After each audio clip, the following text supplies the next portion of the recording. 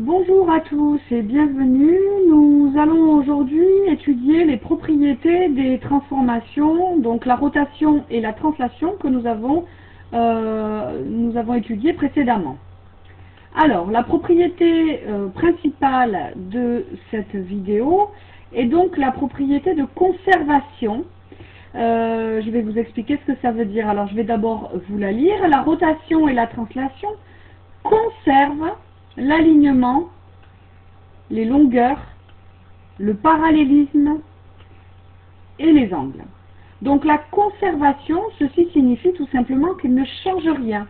Le fait de faire tourner une figure, le fait de faire glisser une figure, que ce soit une droite, un point, un rectangle, une figure complexe, eh bien, l'alignement des points ne changera pas, les longueurs ne changeront pas, le parallélisme de deux droites, de deux segments ne changera pas et les angles ne changeront pas.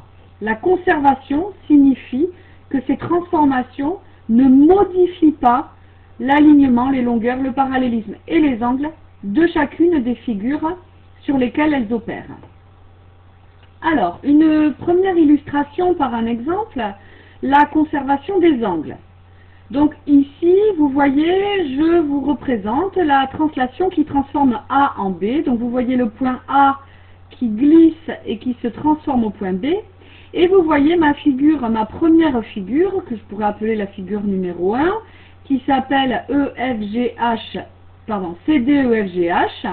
Et la deuxième figure, donc qui est aussi un hexagone. Ici, vous avez un premier hexagone et sont translatés. L'hexagone C', D', E', F', G', H', qui est donc le translaté de celui-ci par la translation qui transforme A en B. Eh bien, si je regarde les angles, alors je vais prendre mon crayon, puis je vais prendre le rouge pour bien vous le marquer. Si je me concentre sur un des angles de cet hexagone régulier, par exemple l'angle EFG, le voici, EFG, il est donc là, avec pour sommet F. Eh bien, lorsque je marque cet angle, sa mesure ne changera pas si je le translate par la translation qui transforme A en B. Ici, j'obtiens l'angle E', F', G', et je peux marquer que ces deux angles ont exactement la même mesure. Voilà la propriété de conservation des angles. Ceci peut s'adapter à n'importe quel angle de la figure que vous translatez. Deuxième exemple, la conservation du parallélisme et des longueurs. Alors sur une même figure, je vais vous montrer d'abord le parallélisme. Alors voici ici toujours mon hexagone CDEFGH, mais cette fois-ci je ne suis plus dans une translation, mais dans la rotation de centre A. Donc vous voyez le centre de rotation ici, d'angle 50 degrés, et vous voyez, là, on est dans le sens indirect. Donc, on est dans le sens inverse des aiguilles d'une montre. D'accord? On tourne, dans le sens des aiguilles d'une montre. On tourne dans le sens horaire. D'accord? Donc, l'hexagone CDEFGH, eh bien, se transforme par cette rotation en un hexagone C', D', E', F', G', H'. Donc, C devient C', D devient D', E devient E', F devient F', et G devient G'. Si je vous marque l'angle de rotation entre le point F, le centre de rotation, et le point F', le voilà, il est bien de 50 degrés.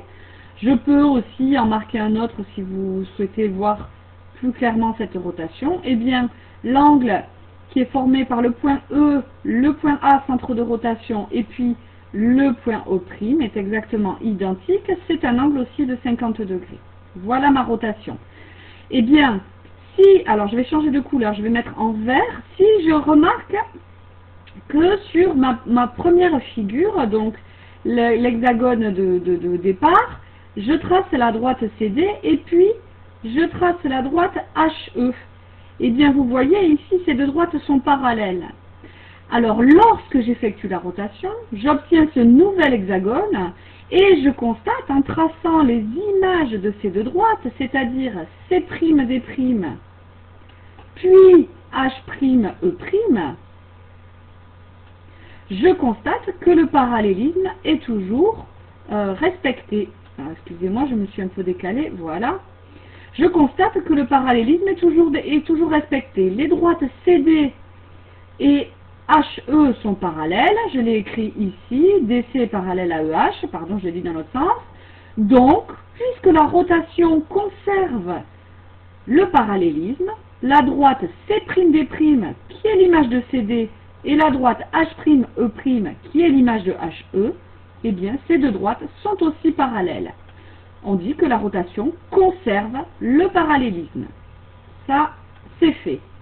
Et enfin, les longueurs peuvent être plus simples à comprendre que la conservation du parallélisme.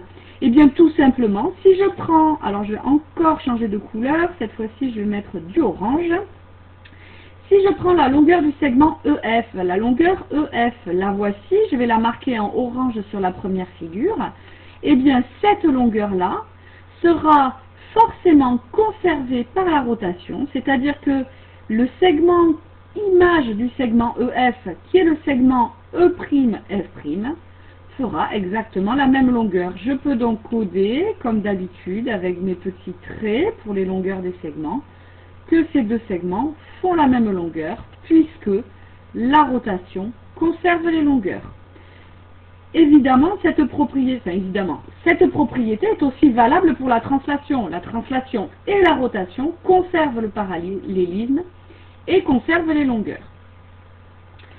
Et enfin, un dernier exemple sur l'alignement des points. Donc, les rotations et les translations conservent l'alignement. Alors, j'ai encore choisi l'exemple d'une rotation. Donc, voici la rotation, cette fois-ci, de centre haut. Vous voyez, le point centre de rotation est ici.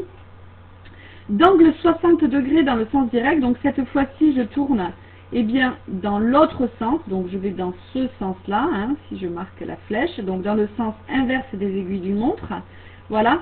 Eh bien, je vais transformer ici 3 points alignés. Donc, vous voyez ici les premiers points, les points de départ, le point A, le point B, le point C. Je vais les transformer par la rotation de centre haut et d'angle 60 degrés. Le point A devient le point A'. Le point B, si je marque cet angle-là, alors je vais essayer de le mettre en pointillé pour pas surcharger la figure. Voilà, je transforme le point B en le point B' et le point C en C'. Donc vous voyez, ces 3 points ont été transformés par la rotation de centre haut et d'angle 60 degrés. Eh bien, puisque les points C, D et A, B et C étaient alignés, eh bien les points images A', B', C', vous pouvez le constater, sont aussi alignés. Si je place une droite, eh bien cette droite passe bien par les 3 points. Voilà. Je peux donc écrire que puisque A, B et C sont alignés, ce donc-là utilise la propriété de conservation de l'alignement. Je peux conclure que A', B' et C' sont aussi alignés. Voilà 2 petites remarques sur l'invariance. Donc un cercle va devenir invariant par rotation autour de son centre. Donc ceci signifie que le cercle ne va pas se transformer en fait. Il va rester identique à lui-même s'il tourne autour de son centre, puisque la rotation conserve les longueurs. Elle va donc conserver la longueur du rayon et le centre de rotation étant le centre du cercle, il n'y a pas de souci avec ça.